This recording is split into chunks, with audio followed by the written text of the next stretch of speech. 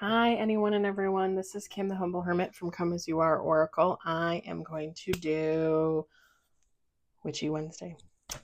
Today is Wednesday, March 4th, 2026. You may follow me on the talk, the tube, my blog, or not. Totally up to you. Take what resonates. It all might resonate. It's Witchy Wednesday. Tune into your witchiness. Male or female, it doesn't matter. All right, so I pulled 4 decks. I pulled 3 cards from each deck. Top, bottom, middle, except for the first deck, the Moonology deck. The first card fell out. So I pulled top and bottom. Yeah. So I will show you the box for the cards, and then we'll go through the cards, and we'll go through all 4 decks. All right. So we've got the Moonology Oracle cards by I always want to say Yasmin Boland.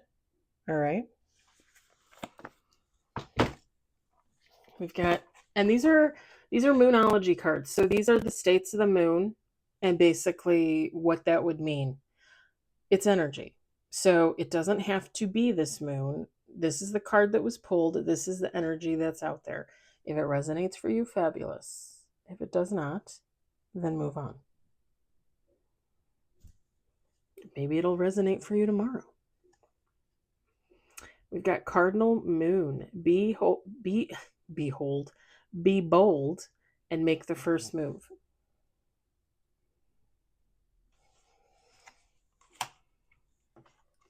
New Moon in Libra. A new romantic cycle begins.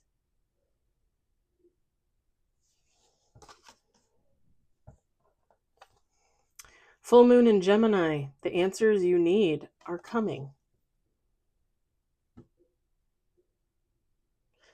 Be bold and make the first move. A new romantic cycle begins. The answers you need are coming. Okay, is somebody getting into a relationship? Who's getting into a relationship? Tell me. Because I'm jealous and not jealous all at the same time. All right, we've got Everyday Witches Familiars, Deborah Blake. Art by Elizabeth Alba. We got Fire, Rooster.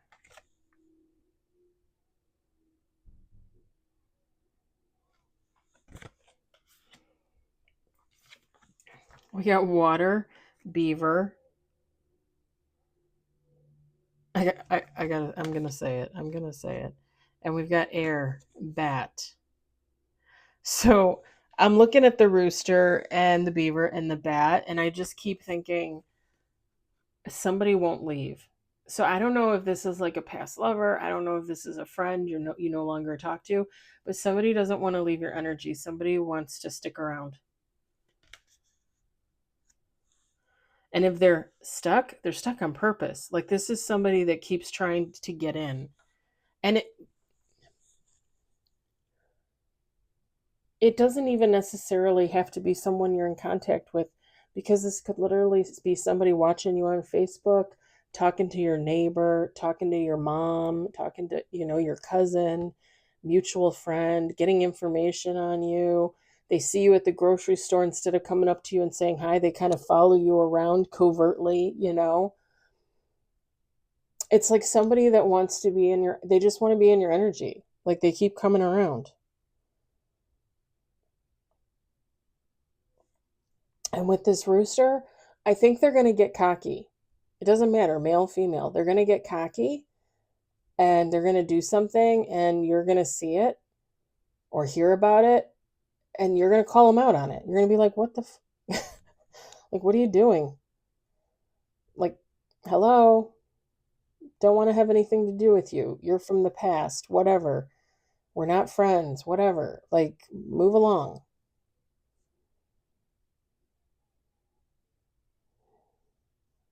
Because they keep thinking with this beaver gnawing on this tree, like they keep thinking if they keep coming back, if they keep gnawing away at the situation, you're going to let them back in. Like you're going to come back to them. You're going to let them back in. I don't know why people think that. I don't know why people think that. And let me just give you an example. If you follow, if you subscribe, you know that I was with the guy for about 5 months in 2023 after my divorce. And I thought he was seeing someone else. So I broke up with him at the beginning of July. We'd been seeing each other since February. I broke up with him at the beginning of July. He was in a relationship with someone else by the beginning of August. I went about my life. February of 2025. And I was celibate that whole time because he was the last person I was with. He was the last person I was with. I was celibate that whole time. February 2025, he comes back into my life. He messages me. I said, hey, if you want to be friends, we can be friends. We talk, for 2 months on and off, whatever, joking around. And just conversation. And then he gets mad at me because I made a comment about him and his girlfriend on their anniversary. And he got mad at me and he's like, I'm done trying with you, blah, blah, blah, blah, blah. Done trying for what? So then again in September, he comes back. We end up meeting. We end up messing around a few times. I end up kicking him to the curb because I tell him, I just don't do people in relationships. I'm not the third party. I'm not the mistress. You got the wrong person. I said, I'd rather go back to being celibate for the rest of my life. I have no interest in that. And I think it was in December, there was an accident over on the road by where my warehouse is, where I work. And he drove past and saw it and messaged me and asked me if I was okay. I did not answer because it's over. I learned my lesson, right? It took me a minute, but I learned my lesson. It's over. He literally still has the picture of him and his girlfriend on his Facebook, even though he says he doesn't love her and doesn't plan on spending the rest of his life with her.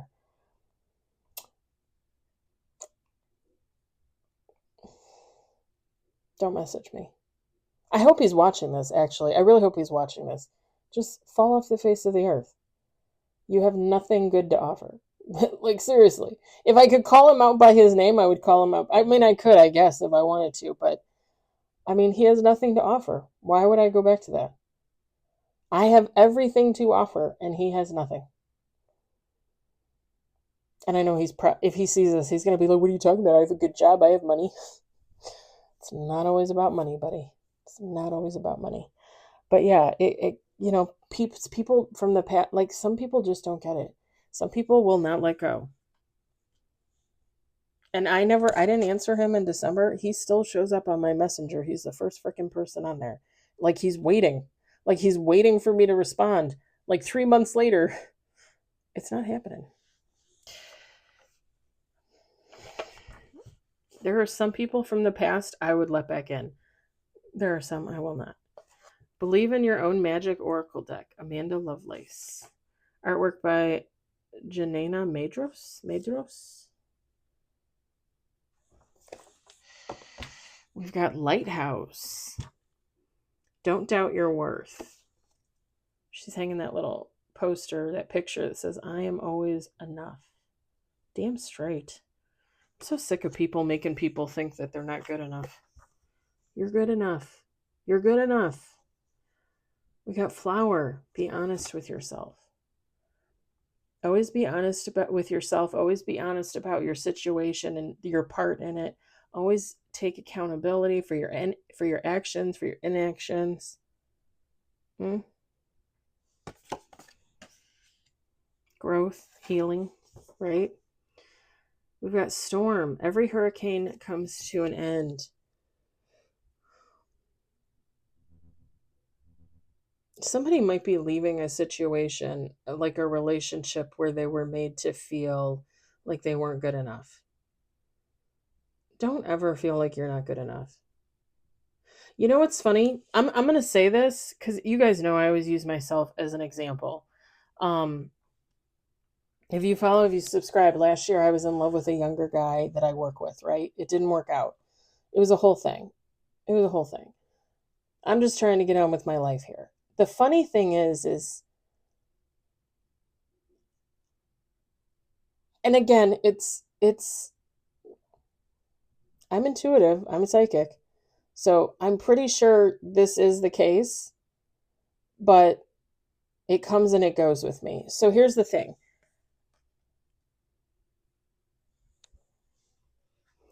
When it didn't work out with the younger guy, when he didn't acknowledge me at all, he didn't answer my letter, that kind of thing. I really felt like I wasn't worthy of him. I really felt like I wasn't good enough for him.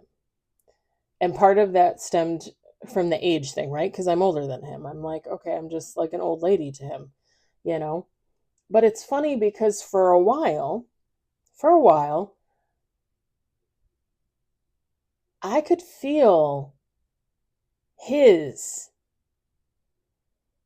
self-consciousness. I could feel his inadequacy. Like he felt like he wasn't good enough for me. Does that make sense? Like I could feel that. And then sometimes I thought, okay, well, maybe me feeling like I wasn't good enough for him was just me feeling what he was feeling. And then I realized that's not me, that's him.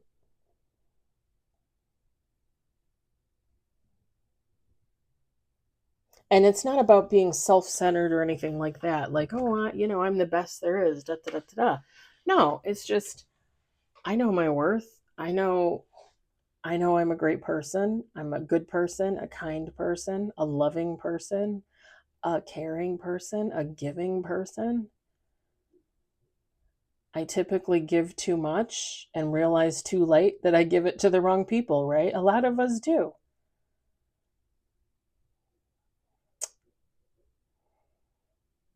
Part of my feeling of inadequacy, I believe, came from his feeling of inadequacy.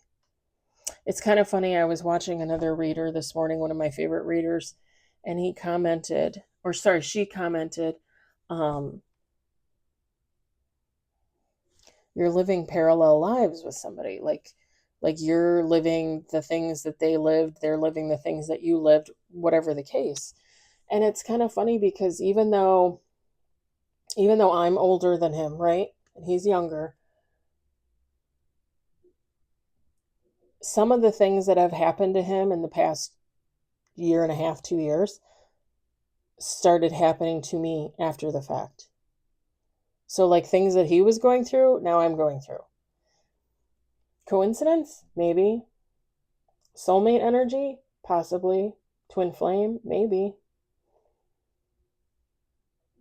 I definitely think we were supposed to have some type of connection.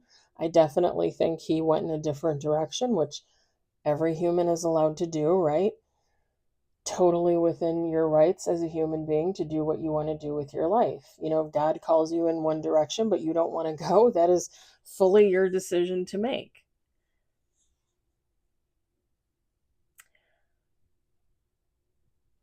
I don't know. But I definitely felt that he felt there was some inadequacy there. And I felt that after the fact because like I said, I originally thought that I was not worthy, like he made me feel like I was trash. And then later on I realized, I said, I think he's got a self-conscious kind of issue, like yeah. Anywho, I was just saying that because of this.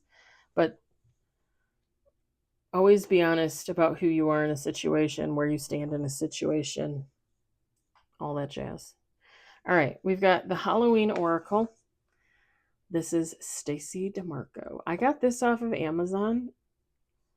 It was a little pricey, and I was surprised I got it because I want to say it's out of print. Because I saw it somewhere else and I couldn't get it. I can't remember, but I did get it off Amazon. I want to say it was almost $30. We've got the Veil, the Future. We got Spider, Community and Web Weaving. And then middle of the deck, because that's what I pull last. Werewolf, Exploring Wildness. I did an oracle and affirmations this morning about sexuality. It was the Love Oracle, about going out on dates and doing your thing and living your life and just making sure you protect yourself, but exploring your options, exploring your sexuality. as long as you do it safely. I'm kind of getting the same thing here.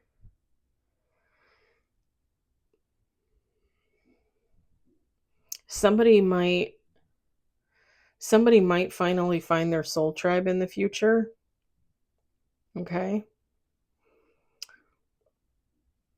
And also with the werewolf exploring wildness card, somebody might find their soul tribe, and it might actually allow them to become a human being that they thought they could never become. It might lead them to be more open, more giving, someone wanting to experience more, honestly.